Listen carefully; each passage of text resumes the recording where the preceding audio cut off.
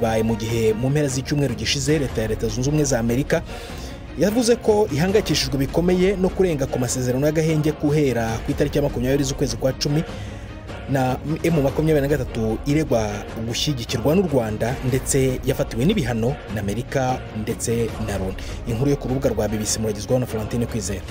Mu itangazo yarayisohoye ryashizwe ku mukono n'umukuru wayo wa politike Bertrand Bisimwa, M23 ivuga yuko ubuyobozi bukuru bwa gisirikare bwasanze bikenewe kandi vyihutirwa gushiraho abo bategetsi b'imiji na za centre. Abashizwe mu myanya barimo nka Rodrigue Busimba yagizwe icegera c'umukuru w'umuji wa Bunagana na Bienfait Rukera yagizwe icegera c'umukuru w'umuji wa Kiwanja. Oscar Ndizihiwe nawe yashinzwe gukemura amatati muri uwo muji.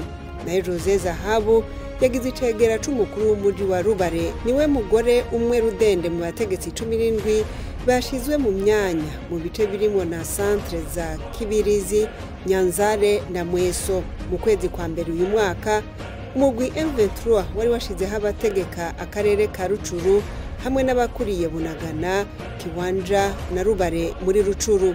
Kuva intambara hagati y'ingabo za leta ya Repubulika ya Demokarasi ya Kongo na M23 zongeye kubura mu mpera z'umwaka wa 2021, ubu uwo mugwi ugenzura ibice binini byo mu ntara ya Kivu ya ruguru, mu karere ka Rucuru n'akarere ka Masisi, hamwe rero n'ibice bimwe bimwe byo mu karere ka Walikale.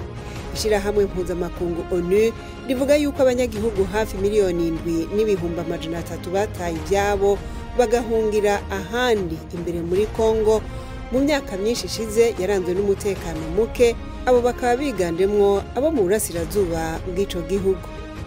Minisitiri ushinzwe polisi muri Afurika y'Epfo Senzo Mchunu yasuye ahantu bitekerezwa ko hari abantu 4,000 bacukura amabuye y'agaciro mu birombe mu buryo butemewe n'amategeko, banze kuzamuka bava munsi y'ubutaka kubera gutinya gutabwa muri yombi.